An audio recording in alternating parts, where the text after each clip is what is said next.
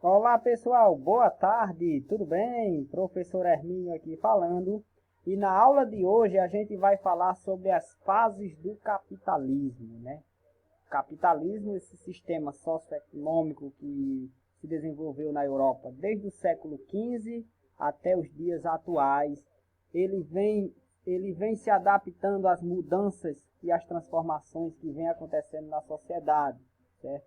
Então, até os dias atuais, o capitalismo ele possui 4 fases, certo? E nessa aula de hoje a gente vai estudar sobre a primeira fase do capitalismo e a segunda fase do capitalismo.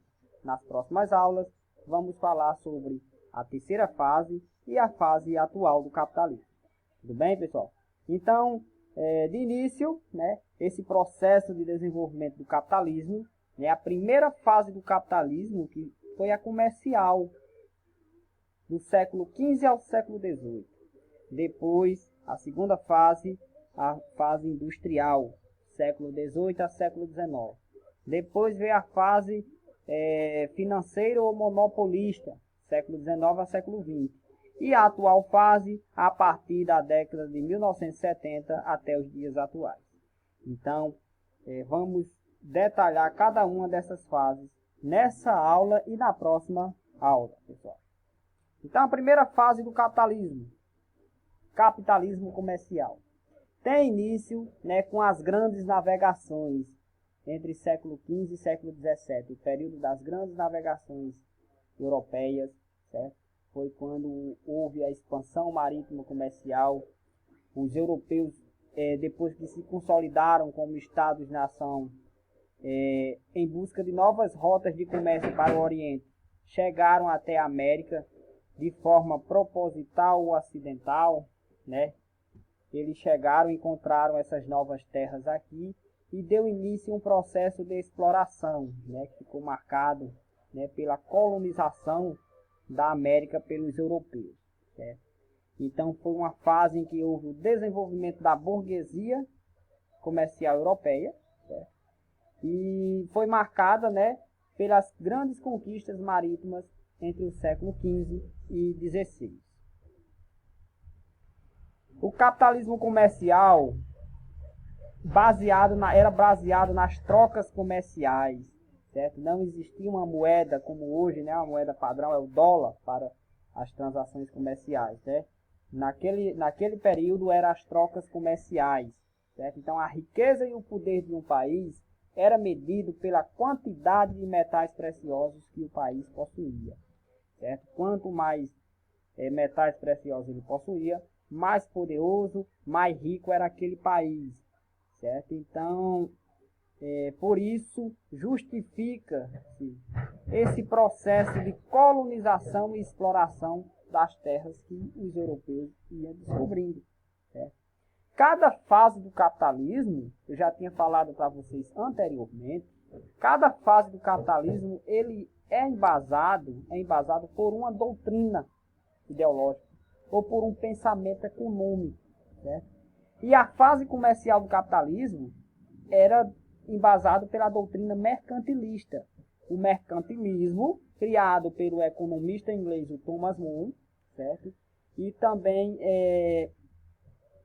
pelo ministro das Finanças do rei Luís XVI, o Jean-Baptiste Colbert, certo? Que colocou em prática, defendia a intervenção governamental nas relações comerciais a fim de promover a prosperidade nacional e aumentar o poder dos estados absolutistas, certo? Então, nessa fase do mercantilismo, existia um forte controle do Estado sobre a economia, certo? Tudo girava em torno do desenvolvimento daquele Estado. Sobre o mercantilismo, certo? Que foi esse conjunto de práticas econômicas praticado na Europa durante a Idade Moderna, certo? E que foi um pensamento econômico que vigorou por quase 3 séculos, certo? Adotado por vários países europeus. Durante essa época, ocorreu o acúmulo de riqueza dos países europeus, principalmente a Inglaterra, Lembra do que eu falei? Quanto mais metais preciosos o país tinha, mais rico e poderoso era aquele país. E o país que acumulou mais riqueza foi a Inglaterra, que durante essa fase do capitalismo comercial, chegando já para o século XVII, despontava como a principal potência hegemônica naquela época, certo? Aqui explica a relação entre a fase do mercantilismo e a eclosão da Revolução Industrial na Inglaterra, principalmente na Inglaterra, que foi o país pioneiro da Revolução Industrial, que a industrialização é a característica da segunda fase do capitalismo, certo? Então, qual foi a relação? Durante o mercantilismo, ocorreu o acúmulo de riqueza nesses países, certo? Principalmente na Inglaterra, que foi essencial, criou toda a infraestrutura básica para que desse início a industrialização dos países europeus, sendo a Inglaterra aquela que mais acumulou riqueza, o país pioneiro, certo? Vamos agora estudar sobre a segunda fase do capitalismo, o capitalismo industrial, que, como eu já tinha falado, né, ele é marcado pela industrialização, certo? Então, durante o século XVIII, teve a Revolução Industrial, a primeira Revolução Industrial que teve início na Inglaterra, certo? Como já tinha falado. Teve como principais características, né, as principais invenções, o tear mecânico, né, a máquina de fiar tecido, e a locomotiva a vapor, né, o trem, como transporte de carga de pessoas. E o carvão mineral era a principal fonte de energia. Então, esses três aqui são os símbolos mais importantes dessa primeira Revolução Industrial, certo? E por que foi que a Revolução Industrial ela teve início na Inglaterra? Quais foram os fatores que determinaram esse pioneirismo inglês? Primeiro, o ato de navegação estabelecido no século XVI. Esse ato de navegação, ele determinava que os produtos de mercadoria pelo Oceano Atlântico, ele poderia ser transportado apenas por barcos que possuíam a bandeira da Inglaterra, certo? Foi uma das medidas feitas pela Inglaterra para tentar conter, né, o avanço da sua principal concorrente, a Holanda, certo? Então, com isso, a Inglaterra se consolidou, né, como potência hegemônica pelos oceanos, certo? Pelo Oceano Atlântico, principalmente. Teve também a Revolução Gloriosa, no século XVII, que com o crescimento da burguesia, certo, houve também uma redução do poder absolutista do rei, certo? Uma Revolução Gloriosa. Teve também a lei de cercamentos de terra, no século XVII, em que as terras rurais elas foram, digamos, entre aspas, tomadas pelo rei, pela monarquia, certo? Provocando um intenso êxodo rural das pessoas do campo que perderam suas terras para as cidades, aumentando o número de pessoas morando na cidade. Outro fator, a grande quantidade de reservas de ferro e carvão mineral existente lá na Inglaterra, certo? Então, esses fatores determinaram o pioneirismo inglês. O comércio, com a segunda fase do capitalismo, o capitalismo industrial, o comércio perde importância, certo? E começa a ter a produção de mercadorias por trabalho assalariado.